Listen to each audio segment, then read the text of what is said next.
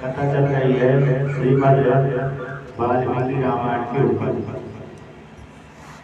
भगवान राम गंडक वन में निवास करते हैं।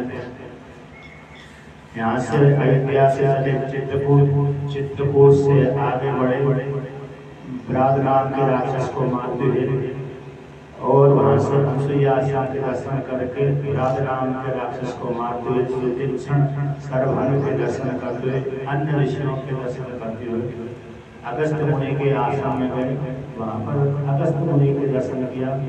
अगस्त मुनि से के आश्रम से आगे चलकर आश्रम पंचवटी राम के वन में आश्रम निवास हुआ। तो वहीं पर है रावण की बहन जो शूर्पणखा है, वो आई घूमते घूमते। तो उसने शूर्पणखा ने भगवान राम से कहा, मुझको अपनी भार्या बना लो। राम से प्रार्थना करी, राम जी से प्रार्थना स्वीकार किया, फाटक की अनुरोध किया, किंतु राम जी ने उसकी प्रार्थना स्वीकार नहीं की। लक्ष्मण जी से कहा, अनुरोध किया, लक्ष्मण जी ने भी नहीं स्वीकार किया। तो शूर्पणखा ने देखा कि सीता के कारण ही ना तो मेरे को राम स्वीकार कर रहे हैं ना लक्ष्मण, तो सीता जी को ही उसको खाने की इच्छा करी। तो भगवान राम ने लक्ष्मण से कहा कि इस शूर्पणखा को दंड दे दीजिए, अंग भंग कर दीजिए, अर्थात हमारी सीता जी को रेत को कष्ट पहुंचाने वाली है। तो राम जी की आज्ञा को लेकर के शूर्पणखा के लक्ष्मण जी ने नाक और कान काट दिए। इसके पश्चात शूर्पणखा अपने भाई खरदूषण के पास में गए। तो वहां पर जाकर के सूचना देती तो खरदूषण भगवान राम से बदला लेने के लिए आए। तो भगवान राम ने खरदूषण को को 24,000 राक्षसों के सहित मार दिया। इसके पश्चात शूर्पणखा लंका में गई तो रावण से कहती कि हे रावण, तुम्हारे जन्म स्थान में राम और लक्ष्मण इक्ष्वाकु वंश में पैदा होने वाले राम लक्ष्मण आए हैं। उन्होंने आपके भाई खरदूषण को 14,000 राक्षसों सहित मार दिया। अर्थात जो आपका राज्य था, यहाँ पर जो जनस्थान था, यहाँ पर आपकी गति थी, राज्य था, उस स्थान को राक्षसों से हिट कर दिया। और मैं वहाँ पर घूमते घूमते गई थी। मैंने उनकी राम की भार्या जो विधि जनक दुलारी थी, उसको भार्या बनाने के लिए ला रही थी, किंतु उसने मैं जब लेने गई, अपहरण करने गई, उसी काल में राम ने मेरे को, राम के भाई छोटे भाई लक्ष्मण, उन्होंने राम मेरे नाम कान काट दिए। इस प्रकार से अब आपके भाई का बदला जो 14,000 के राक्षस को मार दिया और खरदूषण को मार दिया, कृष्ण को मार दिया और मेरे नाम कान काट दिए। इसका आप बदला लो, आप अपने गुप्तचरों के माध्यम से अथवा उनको दंड दो, जब भी मेरे को शांति प्राप्त होगी, जब तुम उनकी स्त्री को हरण कर लोगे इत्यादि कहा। तो राम ने शूर्पणखा ने जब इस प्रकार से कहा, शूर्पणखा की वाणी को सुन करके रावण मारीच को लेकर के सीता जी को हरण करने के लिए पंचवटी में आया और फिर अकेले देख करके मारीच की सहायता से भगवान राम को लक्ष्मण को दूर देश में भेज दिया और फिर अकेले देख करके सीता जी को हरण कर दिया। और राम जी देख के जब मृग मारने के लिए गए तो उसी काल लक्ष्मण भी पीछे पीछे चले गए। फिर इसके पश्चात सीता को हरण करके लंका में ले आया। राम जी ने देखा कि हमारी पत्नी को कोई राक्षस हर ले गया। जब लौट के आए तो देखा कि जटायु मरा पड़ा हुआ है। तो जटायु को देख करके उससे पूछा, किसने तुम्हारी हालत कर दी, ये खराब कर दी, किसने पंखे काट दिए? तो जटायु ने कहा कि मैं विभीषण को रक्षा करते करते, रावण के साथ युद्ध करते करते मैं मारा गया, उसी ने ही तुम्हारी पत्नी को अपहरण कर लिया। ऐसे जब वर्णन कर दिया तो राम जी के गोदी में ही जटायु की मृत्यु हो गई। तो भगवान राम ने फिर कहते हैं उनकी जटायु अग्नि संस्कार किया, पिता के जैसे अग्नि संस्कार किया, पिंडदान आदि किया। इसके पश्चात आगे चलते चलते आगे गए आटा दक्षिण भारत की ओर, किष्किंधा नगरी की ओर, ऋषिमुख पर्वत की इधर चलते गए। तो चलते चलते रास्ते में एक अयोमुखी नाम की राक्षसी मिली। उस अयोमुखी नाम की राक्षसी लक्ष्मण को देखा, राम को देखा, उसमें से लक्ष्मण से प्रार्थना करी, हे लक्ष्मण तो मेरे को भार्या बना लो, उस मेरे को भार्या बना करके इस जंगल में निवास करो, पर्वत में निवास करो, मेरे साथ भोग करो इत्यादि सबको प्राप्त हो। किंतु लक्ष्मण ने क्रोधित थे, आदर कष्ट प्राप्त हो रहा था। तो ऐसी अवस्था में देख कर अयोमुखी नाम की राक्षसी हुई, नाक, कान और स्तन दोनों काट दिए और जिधर से आई थी वो राक्षसी उधर ही भाग गई। इसके पश्चात भगवान राम लक्ष्मण दोनों विलाप करते हुए आगे आगे बढ़ रहे थे। रास्ते में पर्वत से, नदियों से, वृक्षों से बोलते हुए जा रहे थे, हे वृक्ष, हे पर्वत, हे नदियाँ, हे पक्षी, क्या आपने मेरी पत्नी को देखा? जनक दुरारी, जनक नगरी को देखा, हे राज की कुमारी को देखा इत्यादि पूछते पूछते जा रहे थे।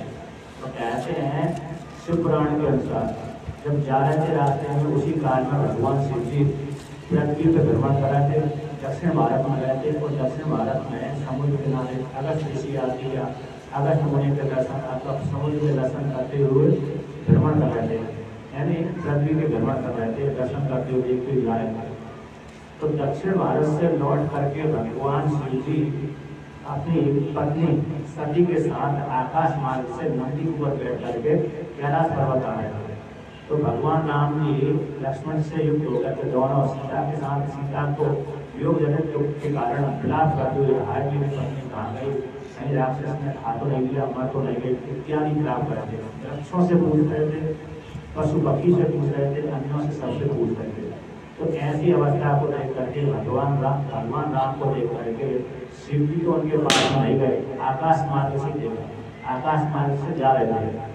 किंतु जाते जाते भगवान शिव जी ने राम जी को प्रणाम किया और प्रणाम करके आगे बढ़ रहे थे। उसी काल में माता सती को संदेह हो गया कि कौन है जो दो राजकुमार से देख रहे हैं, राजा के पुत्र से देख रहे हैं, किंतु ये तो तीनों लोगों के स्वामी तो मेरे पति हैं, मेरे पति जो तीनों लोगों के स्वामी हैं, कैसे इस दो राजकुमारों को प्रणाम कर रहे हैं?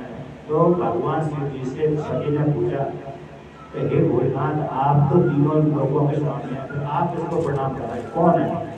तो इस प्रकार से प्रश्न किया। तो ऐसी वाणी को सुन करके सती से कहा भगवान शिव जी ने कि अयोध्या में उत्पन्न होने वाले दशरथ, उस दशरथ के पुत्र राम लक्ष्मण ये साक्षात भगवान विष्णु हैं। तो भगवान विष्णु और शेष के अवतार लक्ष्मण जी हैं।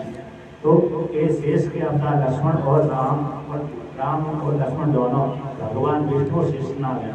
इस हेतु से मैंने विष्णु भगवान को देखकर ही प्रणाम किया।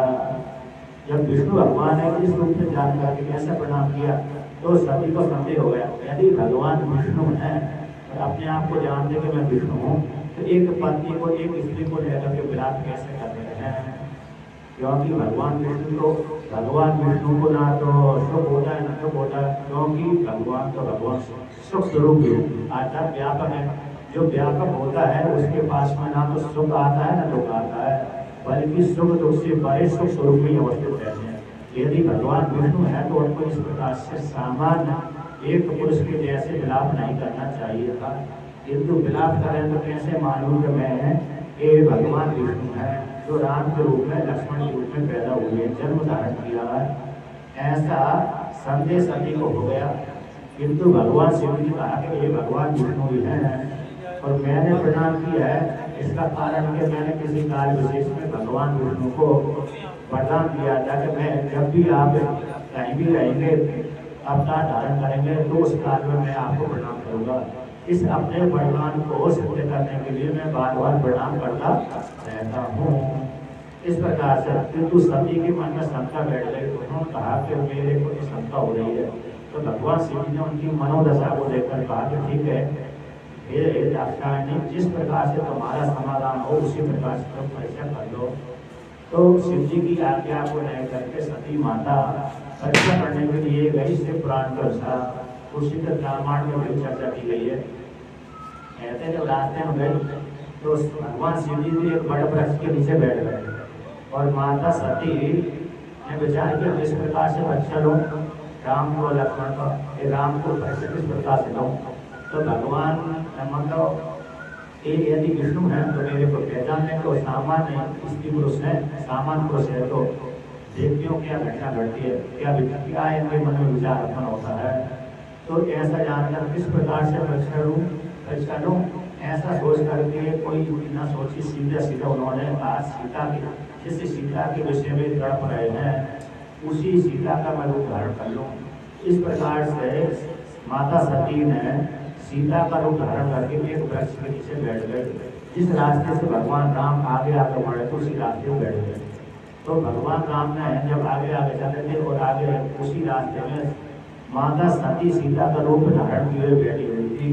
तो सीता को देख करके भगवान राम को थोड़ा आश्चर्य लग गया, लक्ष्मण को भी आश्चर्य लग गया कि कहाँ से सीता जी आ गई। जबकि राम लक्ष्मण जानते थे कि सीता जी को तो मेरी पत्नी सीता को तो रावण होके ले गया, कि नई सीता कहाँ से आ गई। अब जैसे ही भगवान राम जी समझ गए ये तो सती माता है, अब वहाँ पर सीता सती माता के पास में सीता रूप सती माता के पास में जाकर के भगवान राम ने स्वयं वो दिया, हे दाक्षायणी, हे कैलाशपति की स्वामी, आपके पति महादेव कहाँ पर हैं, मैं आपको प्रणाम करता हूँ। दशरथ नंदन श्री राम, दशरथ नंदन राम, मैं आप महादेव की गृहिणी अर्थात दाक्षायणी की पुत्री माता सती को मैं प्रणाम करता हूँ। तो इस प्रकार से ऐसा कहा, यानी सती माता को मैं प्रणाम करता हूँ। भगवान राम ने ऐसा कहा, लक्ष्मण के सहित मैं आपको प्रणाम करता हूँ। आपके जो पति महादेव हैं उनको छोड़ करके आप कहाँ रह रही हो, कहाँ अकेली भ्रमण कर रही हो। जबकि शास्त्र में वर्णन आता है कि यदि कहीं स्त्री घूमने जाए तो पति को साथ लेकर के जाए, तो आप अपने पति से विछोड़ करके अकेली जंगल में क्यों घूम रही हो इत्यादि। जब कहा ऐसा तो ऐसी वाणी सुनकर के सती माता डर गई।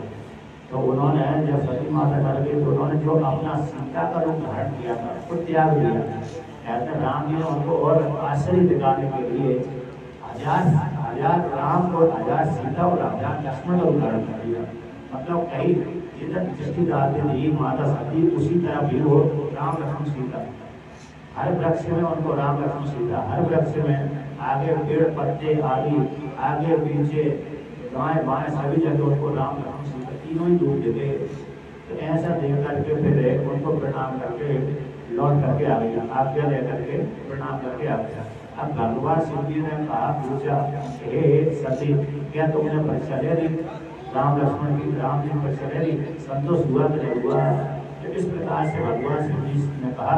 तो शिव जी की वाणी सुनकर के कहने लगी, सती माता मैंने कोई परीक्षा नहीं ली, बस जाकर उनको प्रणाम मान दिया और प्रणाम करके लौट कर आ गई। जब ऐसा तो बोल दिया तो भगवान शिव जी ने ध्यान लगाया और ध्यान के द्वारा देख लिया। तो ध्यान के द्वारा जब देख लिया तो फिर वो समझ गए, इन्होंने तो सीता का रूप धारण किया।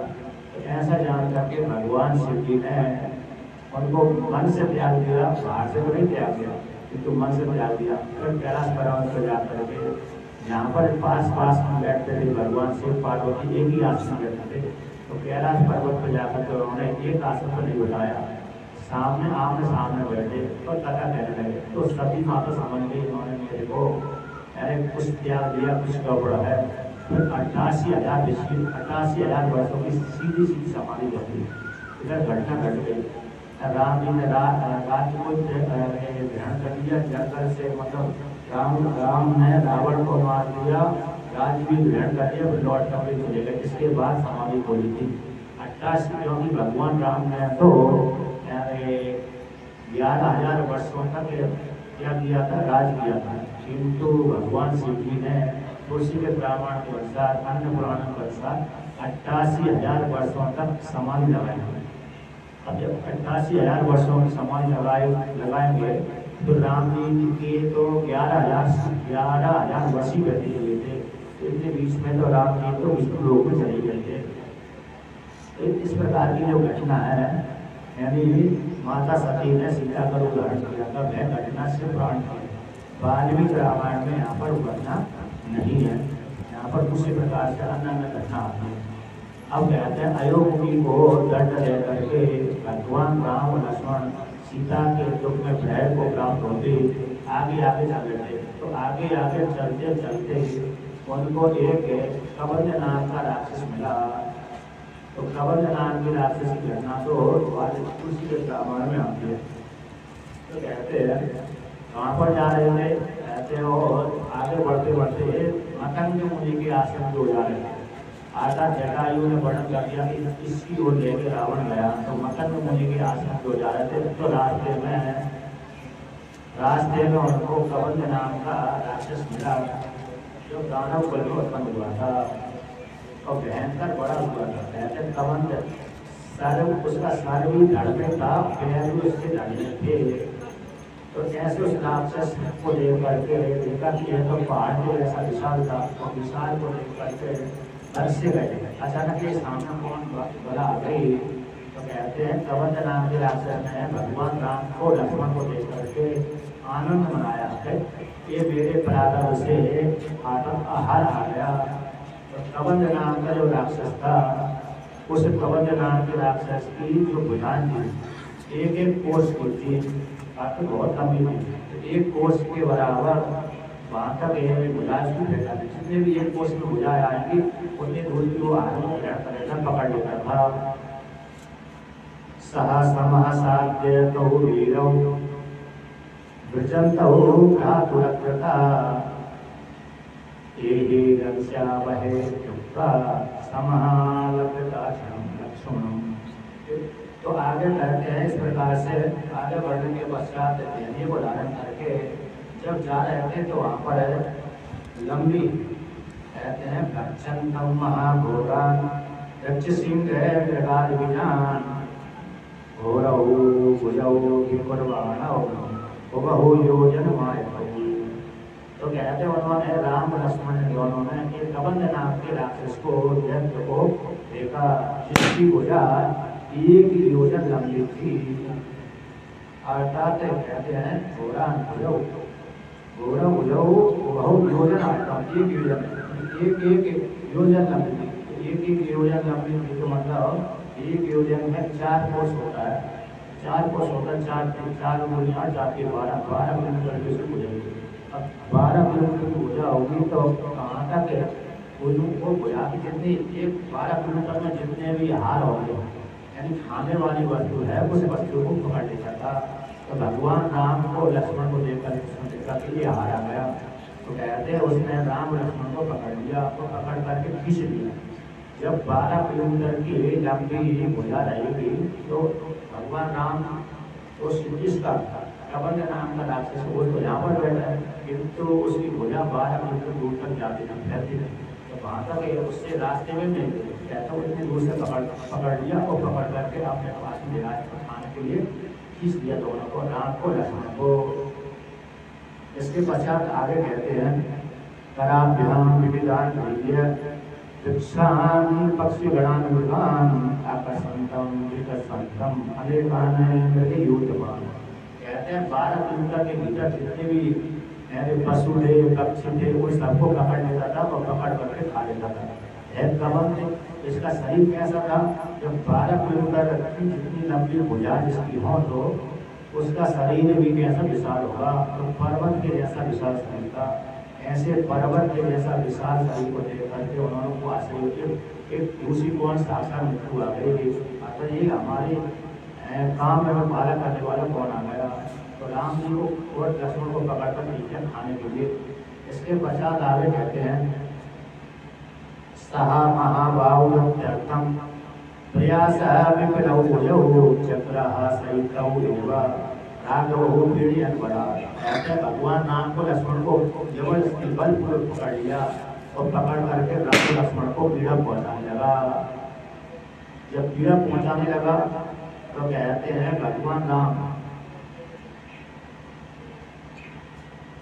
खड्ग न हो दृढ़ बंधवानौ दिग्मतेजौ महाबलौ भ्रातरौ विषम प्राप्नौ कृष्णमाणौ महाबलौ।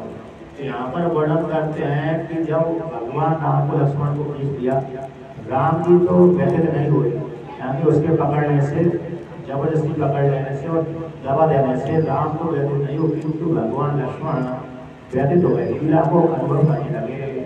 और भगवान लक्ष्मण जी ने अपने धैर्य को खो दिया, आधा उन्होंने अपने जीवन की आशा को त्याग दिया। मैं बचूंगा, ऐसी जो आशा है, इस आशा को त्याग दिया। तत्र धैर्या सूरस्तु राघवो नैव विपद्यते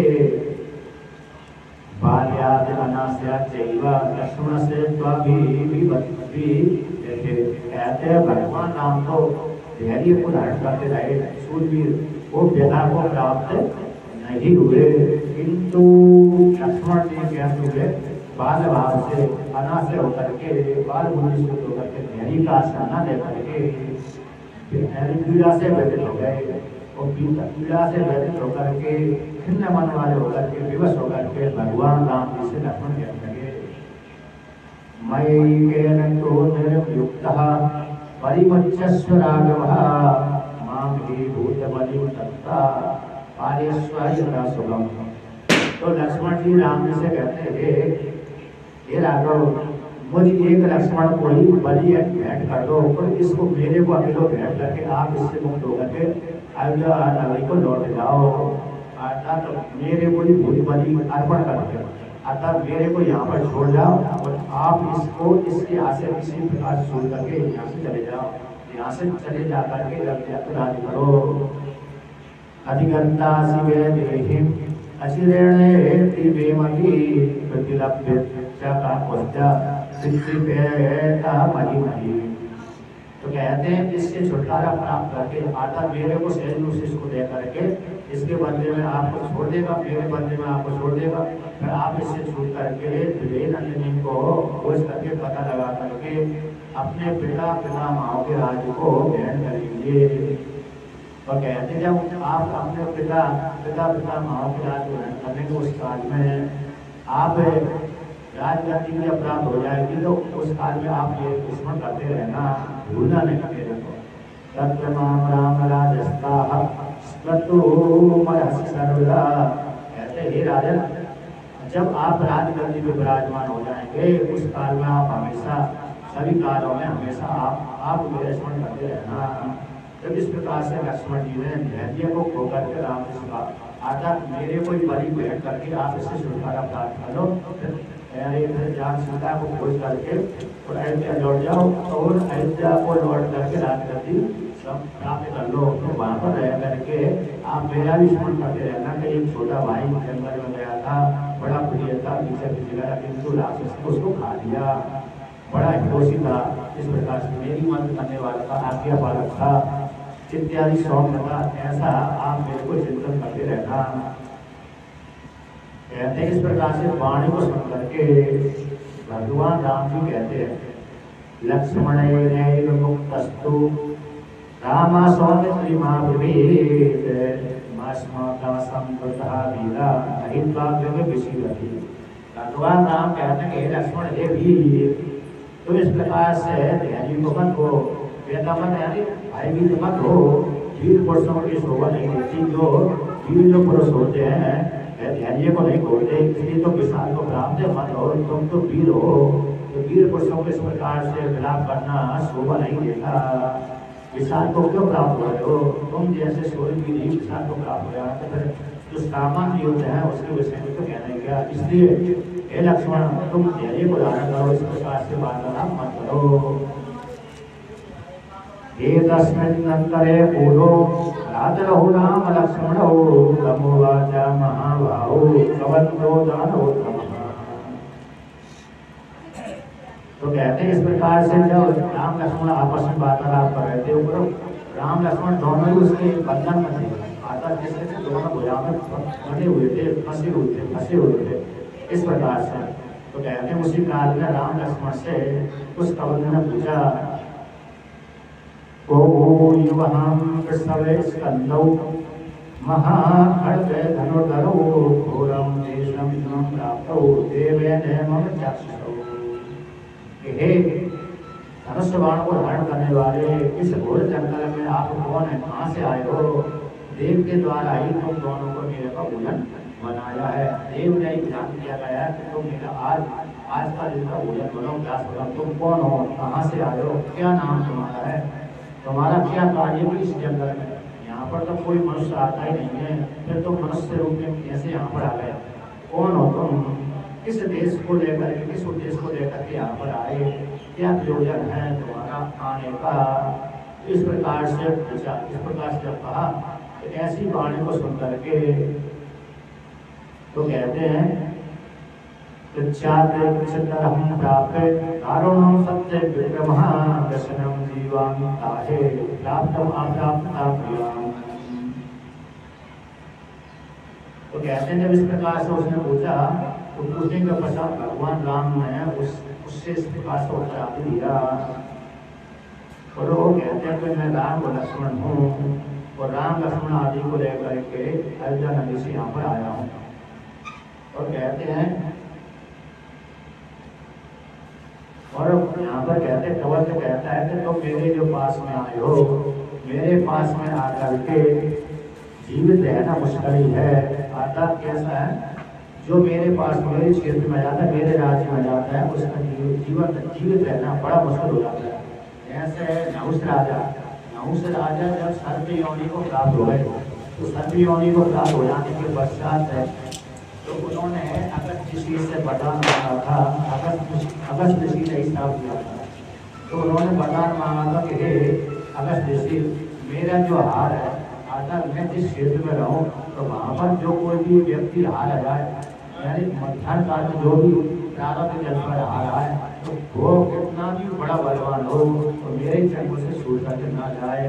आधा चाहे उसमें हजारों हाथियों को बल हो, चाहे 10,000 हाथियों को बल हो, चाहे अतुलित बल वाला हो, यदि मेरे हाथ से मेरे पास का आ गया, मेरे क्षेत्र में आ गया, ग्रास बन गया तो मेरी पकड़ में आ गया तो फिर उसको मेरे से छुटकारा प्राप्त ना हो। तो नहुष राजा को अगस्त महीने श्राप वरदान दे दिया, ठीक है, जो तुम्हारे पास तुम्हारे राज्य में आ जाएगा और दोपहर के समय में मध्यान्ह काल में जाएगा, उस काल में तुम जिसको भी पकड़ लोगे वो तुमसे छुटकारा प्राप्त नहीं कर सकता। इसलिए द्वापर युग में भीम उनके अधीन हो गए, यानी राजा नहुष जो सर्प बन गए थे उनके अधीन हो गए थे। इसलिए भीम में 10,000 हाथियों का बल होने के पश्चात भी थोड़ा दिखाए अगस्त ऋषि के श्राप के वरदान के कारण। उसी प्रकार से यहाँ पर एक प्रबंध कहता है, जो मेरे राज्य में जाता है, मेरे क्षेत्र में जाता है और जो मेरे हाथों का मेरे द्वारा जो पकड़ा जाता है तो फिर वह छूट करके जब चला जाए उसकी जीवन बन जाए मुश्किल है। जब इस प्रकार से ऐसा कहा, ऐसी वाणी को सुन करके लक्ष्मण जी तो डर गए, किंतु राम जी ने धैर्य धारण किया और भयभीत रहते हैं। इसके पश्चात राम लक्ष्मण को कहते एक हाथ एक भुजा पर राम जी तरफ हुआ था, राम जी को पकड़ा हुआ था, एक तरफ लक्ष्मण को पकड़ा हुआ था। तो दाहिने तरफ राम जी थे, बाएं तरफ लक्ष्मण जी थे। इसके पश्चात राम लक्ष्मण ने दोनों ने, राम जी ने और लक्ष्मण दोनों ने अपनी अपनी तलवार उठाई, जो कि हाथ में तलवार भी थी, लक्ष्मण भी थे, तलवार भी थी। तो दोनों ने अपने अपने हाथ में तलवार ली और इस भुजा के पास जो व्यक्ति तो राम और लक्ष्मण जिस भुजा के द्वारा पकड़े गए थे उसी भुजा को उन्होंने काट दिया। तस्तौ देश कालज्ञो खड्गाभ्यां वेगराग्यो अच्छीदतां सुसंहृष्टौ बाहुं तस्या सदेशतः। कहते हैं देश काल को जानने वाले भगवान राम लक्ष्मण ने अवसर जान करके, देश काल को जान करके, अवसर जान करके उस दोनों ने अपनी अपनी तलवार निकाल करके उन दोनों भुजाओं को काट दिया। दक्षिणो लक्षणम बाहुं असक्त है मसीनः ततः छेदा राम वेगेन सभ्यं वीरस्तु लक्ष्मणः। कहते हैं भगवान राम जी कहाँ पर बैठे थे, कहते दाहिनी भुजा दाहिनी तरफ भगवान राम जी उसके हाथ से पकड़े गए थे और बाईं तरफ लक्ष्मण जी पकड़े हुए थे। तो बाईं तरफ लक्ष्मण जी ने तो उन्होंने लक्ष्मण जी ने तलवार निकाली, उसकी बाईं भुजा को काट दिया। और कहते हैं राम जी दाहिनी तरफ थे तो तलवार निकाली, दाहिनी भुजा को काट दिया। तो काट दिया तो सब दोनों ही जो भुजाएं कटकर पृथ्वी पर गिर गई, पृथ्वी पर गिर गई तो वो भी पृथ्वी पर गिर गया। आधा तो कवच था, ऐसा था उसका जो सर था जैसे हमारा सर है, ऐसा उसका सर नहीं था, बल्कि सर उसके पेट में था। यहाँ पर सर था और पैर भी उसके कैसे थे, पेट में थे। धड़ भी पूरा जो भाग है, धड़ पूरा धड़ में ही, पैर के धड़ में ही सर था। बल्कि जैसे भुजा जैसी भुजा की जैसी किंतु पैर और मुख इन सिर के नीचे धंस गया। ऐसा किसी कार्य विशेष में जब जैसे ही उसके भुजा कट गई दोनों, तो उसको पीड़ा हुई, तो पीड़ा होते ही फिर उसकी जो श्राप था, तो जिसके कारण वो श्राप प्राप्त हुआ था, तो कहते हैं जो स्मृति उसकी नष्ट हो गई थी, वो स्मृति उसको आ गई। अब जैसे उसके दोनों भुजा कट गई, तो भुजा कटते हुए पृथ्वी पर गिर पड़ा। और गिरने के पश्चात कहता है शोणितो है परिवृता दीना पप्रच्छतो दीनो को युवा मिति दानवा। कहते हैं जब उसकी दोनों भुजा कट गई और पृथ्वी पर गिर गया, दीन होकर के आत्मसंतुष्ट होकर के उसने पूछा, हे कौन, तुम कौन हो? हे वीर, तुम कौन हो? किस देश से आए हो? कहाँ से है? और क्या नाम तुम्हारा है?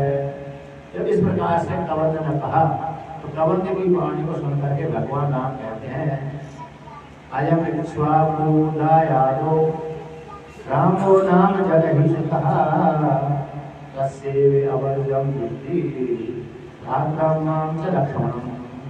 हे कवंद, तुमने कभी सुना होगा कि इक्ष्वाकु के कुल में आता दशरथ जी पैदा हुए थे। उन दशरथ जी का मैं ज्येष्ठ पुत्र राम, और ये मेरा अनुज लक्ष्मण है। हम दोनों ही कहते हैं पिता के द्वारा नियोजित होकर के 14 वर्षों के लिए वनवास में आए थे। यहाँ पर पंचवटी में निवास कर रहे थे। उसी काल में किसी राक्षस ने हमारी स्त्री को हरण कर लिया, उसी को खोज करने के लिए हम इधर आए हैं। रावण ने, राक्षस जो रावण है उसने हरण कर लिया, उसी को खोजते खोजते हम इधर आए हैं। तुम तो बस कबंदो सदृशोरे आसेनो रसी दीप्तेना हमने जंगो विशिष्ट से। और तुम को किस प्रकार से किसलिए यहाँ पर निवास कर रहे हो? और तुम्हारा तो कवंद जैसे दिख रहे हो। कहते हैं आश्चर्य वो रसी, कहते हैं यहाँ पर कहते हो मुख भी तुम्हारा यहाँ पर है, छाती में मुख है, और जो दोनों पैर हैं वह भी पेट में दबे हुए घुसे हुए हैं। तो इस प्रकार से तुम इस प्रकार से यहाँ पर कैसे निवास कर रहे हो? कौन हो? क्या नाम तुम्हारा है? तो उसका एक ही शर्त, एक ही आंख थी, वहीं से आंख देखता था। मतलब जो आंख हुई थी वहीं पर लगी हुई थी, एक आंख के द्वारा देखता था। और जो उसका मुख था वो भी छाती में था, पैर भी उसके पेट में थे, धस रहे थे। इस प्रकार से तो गोल मटोल से जैसे कैसे यहाँ पर निवास कर रहे हो? क्या नाम तुम्हारा है? क्या तुमने ऐसा कार्य किया जिसके कारण तुमको ऐसी अवस्था की प्राप्ति हुई?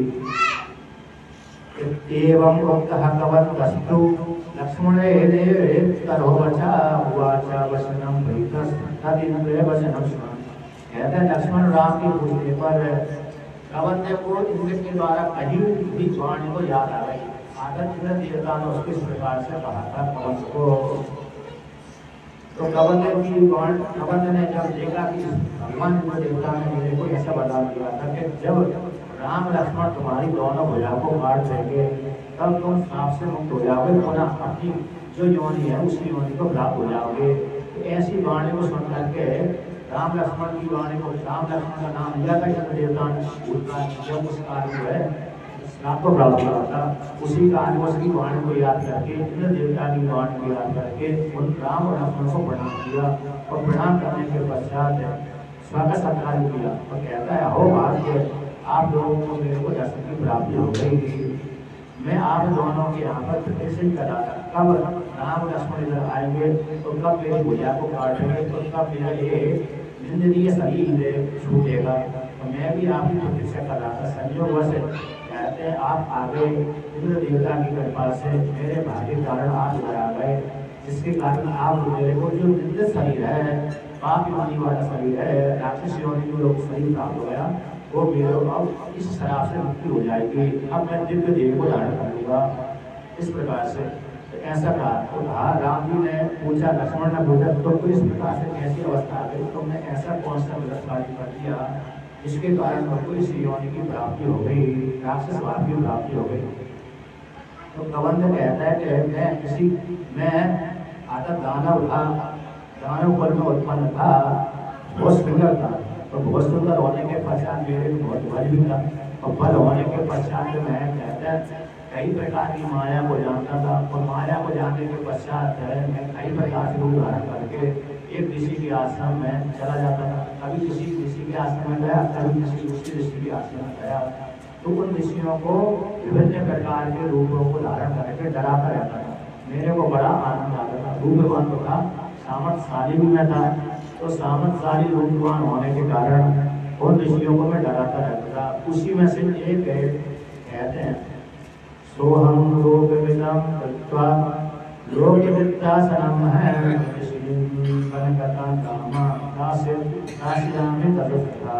कहते मैं रूपवान का सुंदर था, काफी रूप वाला था, तो ऐसा रूपवान होकर के और बलवाला भी था और शिक्षा भी अच्छा रूप धारण करने वाला था। तो मैं जंगलों में जाता था और ऋषियों को डराता रहता था। कैसे डराता था? कभी शेर बन करके ऋषियों को डरा देता था, कभी भालू बन करके, कभी राक्षस बन करके, कभी किसी प्रकार के शरीर को धारण करके उन ऋषियों को डराता रहता था। संयोगवश मैंने एक ऋषि को डरा दिया, वो बड़े तेजस्वी नाराज भी हो गए। तथा स्थूल सिरहा नाम महर्षि गोपितो मया सचिन्वन्दिदं पन्यं रूपेण नरस्ता। कहते मैं राक्षस का रूप धारण करके, राक्षस का रूप धारण करके जब मैं ऋषि के आश्रम में गया, और ऋषि जंगल में अपने आश्रम से जंगल में गए थे, और जंगल में जा करके खाने की जो वस्तु है, फल है, फूल है, छोड़ करके लौट करके आ रहे थे, अपने आश्रम में आ रहे थे। तो लौट करके आए तो उसी काल में रास्ते में मैंने राक्षस को धारण करके उनको डराया। तो उन जो थोड़े डर गए, भयभीत हो गए, तो भयभीत होकर के फिर उनको चेत आया, तो कहते हैं मेरे ऊपर क्रोधित हो गया। वो क्रोधित हो जाने के बाद जान गई कैसे दानव है, रूपवान होकर के हमको डरा रहा है। तो जिस रूप को देख, जिस रूप को धारण करके मैंने डराया था, उन्होंने श्राप दे दिया कि हे दानव, तुमने जिस राक्षस योनि का रूप धारण करके, मेरे को विवश रूप धारण करके मेरे को डराया, आज से हमेशा भली तुम्हारा रूप हो जाए। ऐसा श्राप दे दिया। जब ऐसा श्राप दे दिया तो वही राक्षस योनि को प्राप्त हो गया, विकृत रूप हो गया। अब विकृत रूप हो जाने के पश्चात कहते हैं, तो वहां से वो राक्षस चला गया। कहते हैं इसके पश्चात यही राक्षस मेरे दानवादी राक्षस कहते हैं उस काल के पश्चात उसने ब्रह्मा जी को प्रसन्न किया, और ब्रह्मा जी को प्रसन्न करने के पश्चात कहते ब्रह्मा जी से वरदान मांगा, हे ब्रह्मदेव मेरे को चिरंजीवी बना दीजिए, दीर्घजीवी बना दीजिए। तो ब्रह्मा जी ने उसको तपस्या के प्रभाव से दीर्घजीवी बना दिया। अब उसको अहंकार हो गया कि मैं तो दीर्घजीवी हूँ, तो मैं अहंकार से होकर के इंद्र देवता के साथ दो हाथ करने के लिए गया। तो इंद्र देवता के साथ मेरे साथ इंद्र देवता की हुआ। इंद्र देवता ने मेरे ऊपर वज्र का प्रहार कर दिया। कहते हैं वज्र के प्रहार करने से सीधा ऊपर मारा। जब युद्ध हुआ तो इंद्र देवता ने वज्र मारा। कहते इंद्र के द्वारा मारे गए वज्र के द्वारा मेरा जो सर है वो सर नीचे धंस गया, इतनी जोर से मारा। और कहते जो पैर कहाँ है, वो पैर ही नीचे से ऊपर आ गया, नीचे से ऊपर पैर आ गया और ऊपर से नीचे सर चला गया।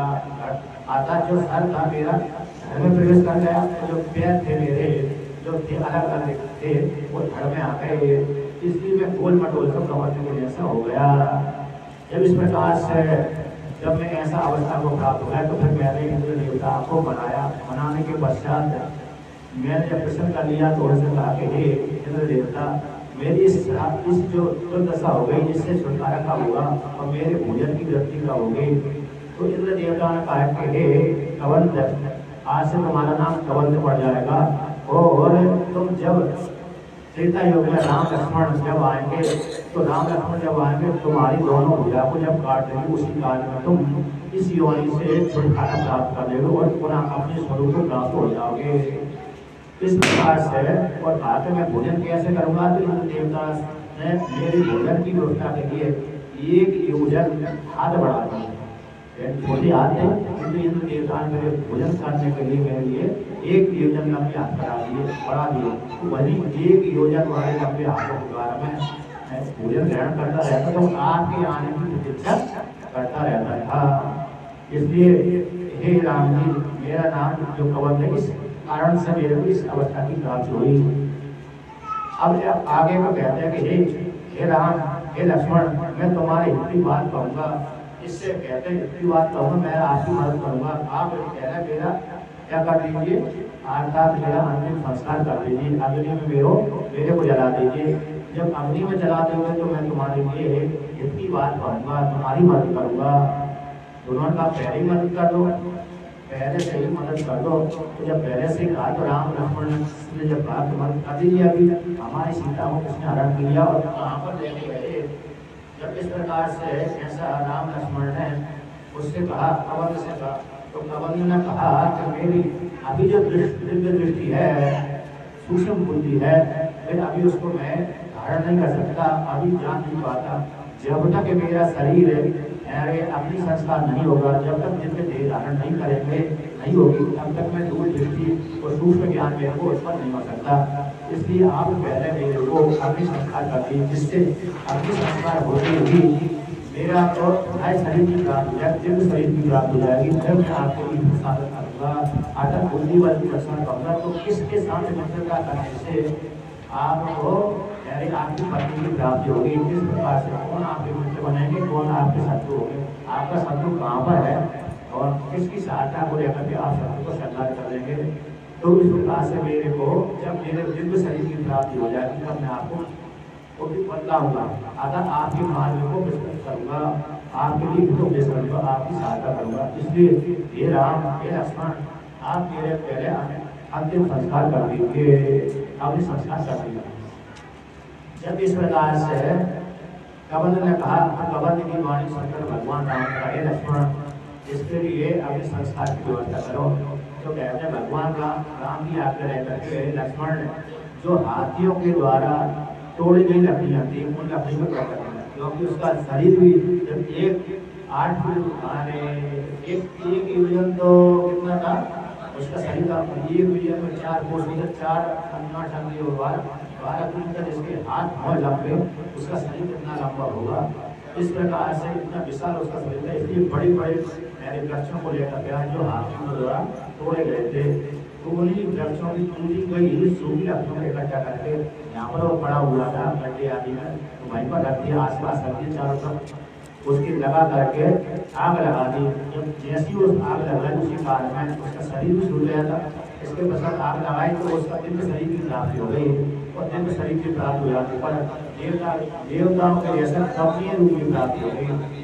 तो कमनीय रूप की प्राप्ति हो जाने के पश्चात कहा, ये राजन ये आगे चलेंगे, यहाँ से आपको ऋषि मुख पर्वत की प्राप्ति आएगी, मतंग ऋषि का आश्रम आएगा और मतंग ऋषि के आश्रम की से आगे जैसे आप चलेंगे तो मतंग मुनि के आश्रम के वन में आएगा, वन की प्राप्ति होगी और वन की प्राप्ति हो जाने के पश्चात कहते हैं उसी वन में जो मतंग मुनि बड़े तपस्वी हैं, वो तो शरीर छोड़ करके ब्रह्म लोक में चले गए।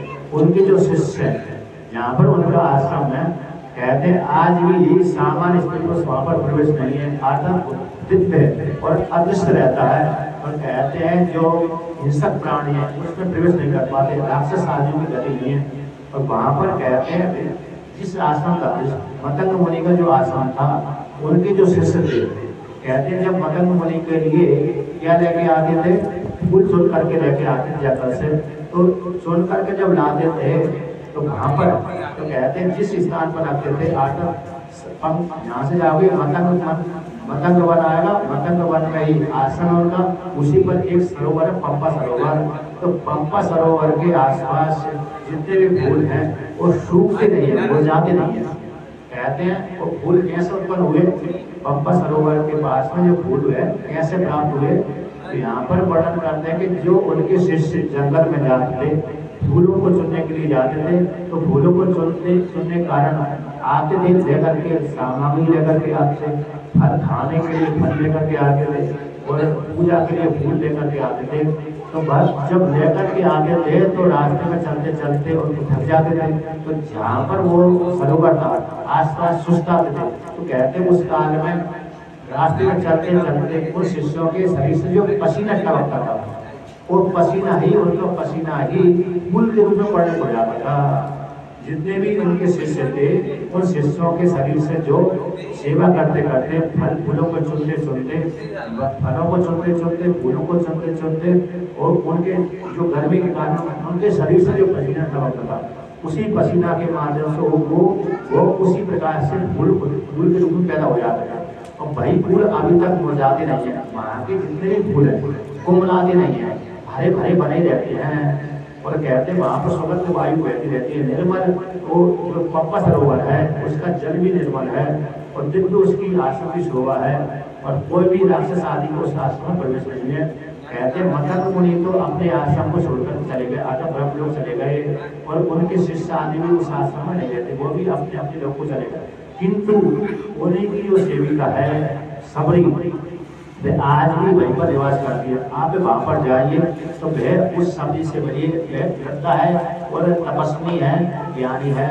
तो भाई इसके पश्चात वहाँ पर मदन मुनि के आश्रम में जाइए, उसके आप दर्शन लीजिए, वह आपको दर्शन की प्रतीक्षा कर रही है। अतः आप उसका दर्शन करिए जो मदन मुनि की शिष्य है। फिर वहाँ से जब आगे चलेंगे, मदन मुनि के आश्रम से जब आगे चलेंगे, पंपा सरोवर का दर्शन करके स्नान करके आश्रम से जब आगे बढ़ेंगे तो कहते हैं आगे पंपा सरोवर को किसकिंदा आएंगे तो वहाँ पर है ऋषिमुख पर्वत के ऊपर, ऋषिमुख पर्वत के ऊपर सूर्य अपने मंत्रियों के साथ रहता है। तो कहते हैं उससे आप मित्रता करना। वे बाली जैसे आपकी पत्नी से दुखी आप रहते हैं, उसी प्रकार से सुग्रीव भी अपने भाई के साथ अकारण वेद हो जाने का उससे डरती मारा वह उसी ऋषिमुख पर्वत के ऊपर निवास करता है और अपने मंत्री के साथ निवास करता है। उसके साथ आप जरूर मित्रता करना, उसके साथ मित्रता करने से आपकी निश्चित रूप से मदद करेगा।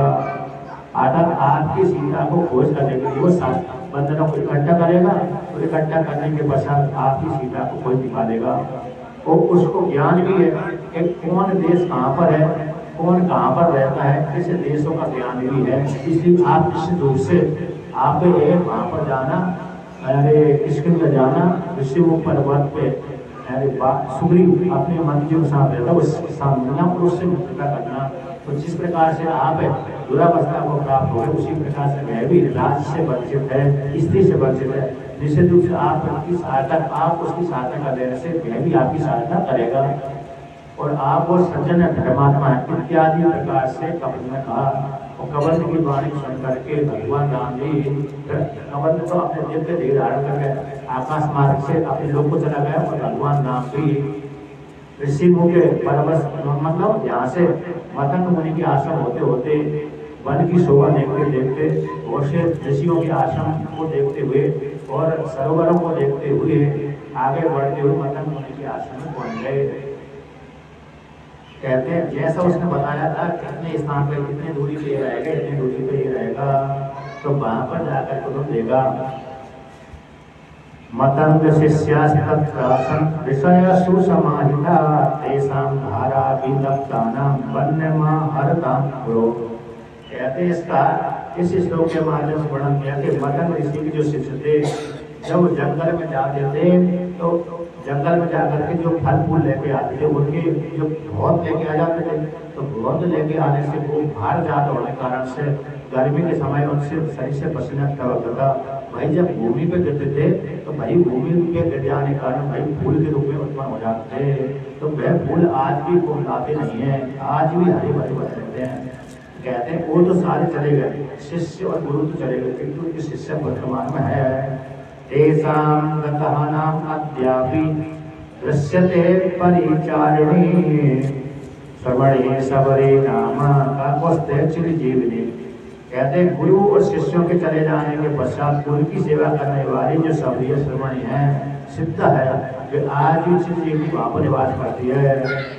त्वां धर्म में स्थिता नित्यम सर्वभूत नमस्कृतम दृष्ट्वा देवभूम राम सर्वलोकम भविष्यति।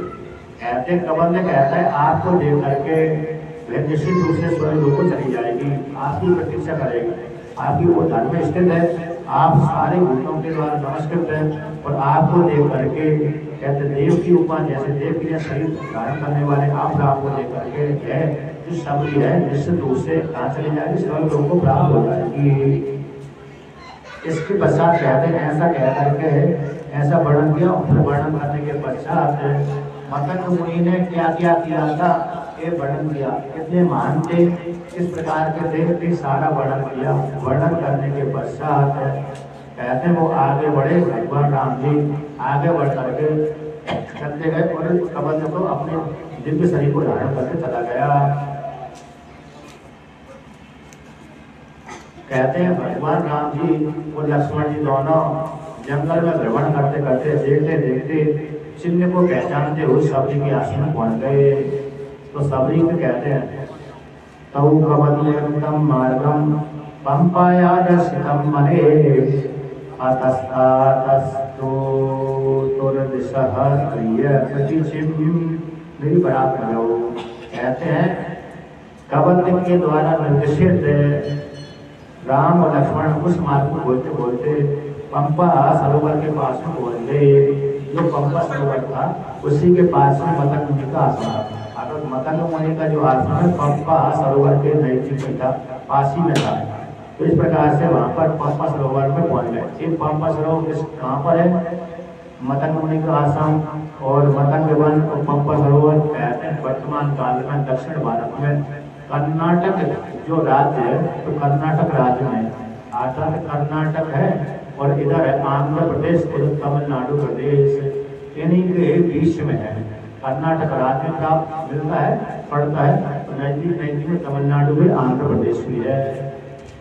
इस प्रकार से वहाँ पर एक किष्किंधा नाम की नगरी है। तो वहाँ पर एक किष्किंधा नाम की नगरी में ही राज्य में ही पंपा सरोवर है। तो वहाँ पर मतंग मुनि का आश्रम है। तो कहते हैं कृत्वा तो शैल पृष्ठे तो तौ वासं रघुनंदनौ पंपायां पश्यं तीरं राघवौ उपेतस्ततो। भगवान राम जी चलते चलते पश्चिम दिशा की ओर चलते चलते पर्वत की ओर से किनारे किनारे करते हुए पंपा सरोवर पर पहुंच गए। और वहां पर पहुंचकर उन्होंने सबरी के आश्रम को देखा। जहाँ पर मतंग मुनि का आश्रम था उसी आश्रम में सबरी निवास करती थी। तो सबरी के आश्रम को देखा, रमणीय आश्रम को देखा। तौ तमाश्रमम् आसाद्य दुर्मेधे बहुवीरावृतं सुरम्यम् अविवीक्षन्तौ सर्वरेमभ्युपेतु। कहते हैं भगवान राम और लक्ष्मण ने दोनों ने सबरी के आश्रम जो वनों से घिरा हुआ था, जंगल से घिरा हुआ था, विभिन्न प्रकार के वृक्षों से घिरे हुए थे, उस आश्रम को देखा। वहां पर जाकर के सबरी से भगवान मिले। तौ दृष्ट्वा तो ततः सिद्धः समुत्थाप्य कृताञ्जलि पादौ जग्रहा रामस्य लक्ष्मणस्य च दीर्घः। तो यहाँ पर कहते हैं जब सबरी से मिले तो भगवान राम जी को लक्ष्मण को देख करके सबरी माता ने उनको कहते प्रणाम किया। राम और लक्ष्मण के दोनों चरणों में प्रणाम, राम जी के चरणों में प्रणाम किया, लक्ष्मण जी के चरणों में प्रणाम किया। बुद्धिमान जी हुए। तो कहते हैं आसन दिया, स्वागत सत्कार किया। तो इस प्रकार से पाद्यम आचमनीयम च सर्वम प्रादादे यदा विधि तमोवाचा ततो राम सर्वणहि धर्म संस्थान। कहते हैं तपस्वी जो सबरी थी, तपस्वी थी और दिव्य ज्ञान से संपन्न थे। भगवान राम लक्ष्मण को देख करके उनके दोनों को चरणों में प्रणाम किया, आसन दिया और कहते हैं अर्घ्य पाठ दिया। जैसी शास्त्र के अनुसार विधि थी उसी के अनुसार सबरी ने राम लक्ष्मण को अर्घ्य पाठ आदि दिया और कहते स्वागत सत्कार किया।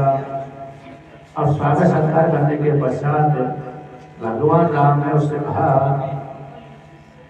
कच्चित्ते निष्ठा पिबना कच्चित्ते बलते तपा कच्चित्ते नियता कोपा आहारस्य तपोधने।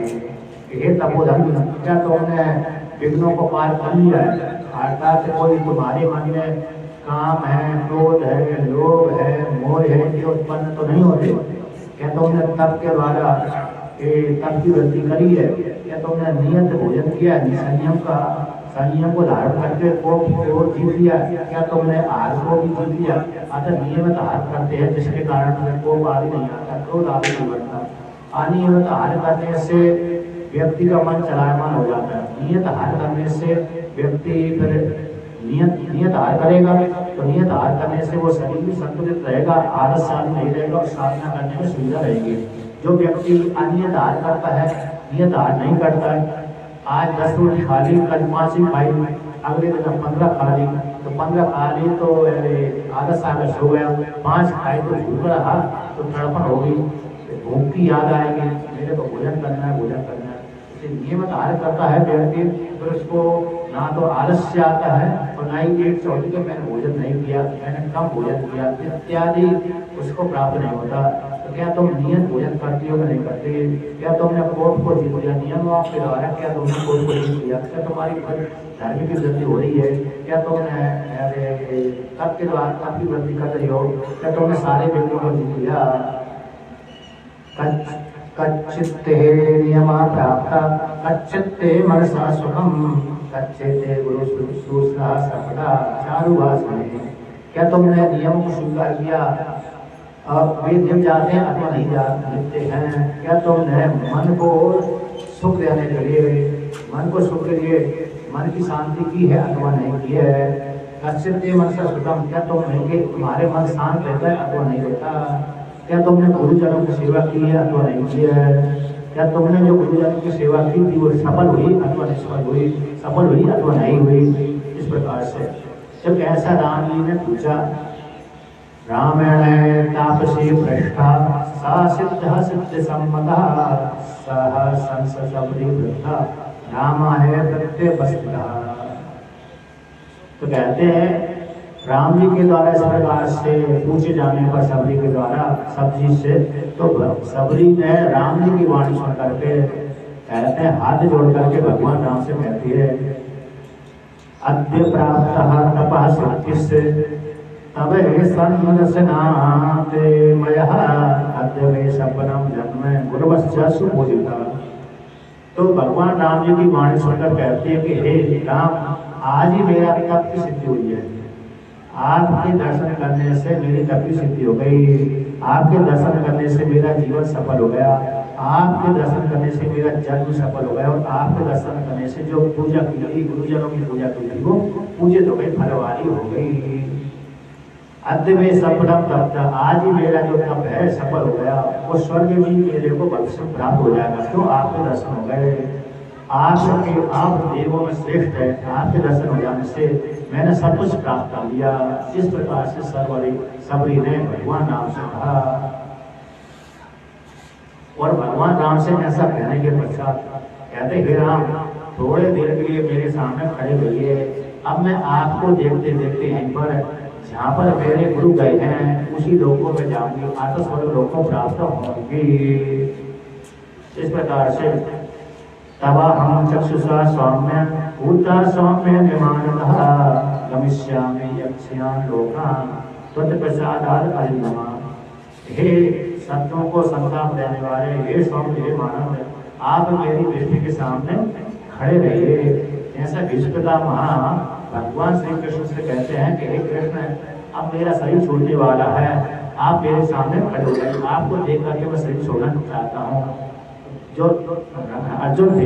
अर्जुन थे युधिष्ठिर थे, उनको सामने किया भीष्मता मान, मतलब है तुम तो शायद शाम पास में रहो, नजदीक में रहो, दूर रहो, किंतु राम से भगवान श्री कृष्ण से कहा तो मेरे पैरों के सामने खड़े हो जाओ। जब पैरों के सामने खड़े हो जाओ तो मेरी दृष्टि सामने पड़ेगी। यदि भी सर के किनारे युधिष्ठिर महाराज और अर्जुन आदि थे, उनको नहीं कहा तो मेरे सामने हो जाओ, और भगवान श्री कृष्ण से ऐसा नहीं कहा कि मेरे नजदीक, मेरे यहाँ पर किनारे हाथ के पास में या तो पास में हो जाओ, हाँ हो जाओ, हाथ के पास में, सर के पास में खड़े हो जाते, ऐसा नहीं कहा। उनसे भगवान श्री कृष्ण ने कहा तो मेरे चरणों के सामने, मेरे पैरों के सामने हो जाओ, मेरी दृष्टि सामने पड़े, वहां पर खड़े हो जाओ, और तुम्हारे देख करके मैं सही छोड़ना चाहता हूँ। तो भगवान श्री कृष्ण भीष्मता माँ की वाणी सुन करके उनके पैरों के आगे खड़े हो गए। तो भगवान श्री कृष्ण के देखते देखते भीष्मता माँ ने सही छोड़ा था। उसी प्रकार सबरी कहते हैं, हे राम, मेरी दृष्टि के सामने हो जाए, आपको देखते देखते मैं सही छोड़ना चाहती हूँ। आज ही आपके सामने सही छोड़ोगे तो दिव्य लोगों को प्राप्त हो जाऊंगी।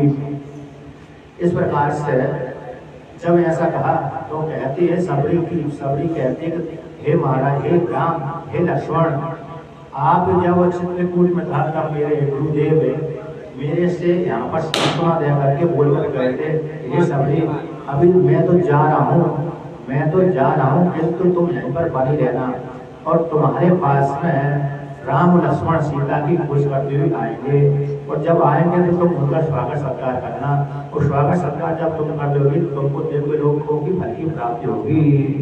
तो मैं अपने गुरुदेव की आज्ञा मानकर आपकी आने की प्रतीक्षा कर रही थी। तो आज आप मेरी गुरु की वाणी पूरी हो गई, तो आज अब मैं गुरु की आज्ञा मान करके, गुरु आपकी आज्ञा रह करके अब मेरे गुरु जिस लोक में गए हैं, जहाँ पर गए हैं, उन्हीं का अनुसरण करना चाहती हूँ। असल उसी लोक में जाना चाहती हूँ, गुरु के पास में जाना चाहती हूँ।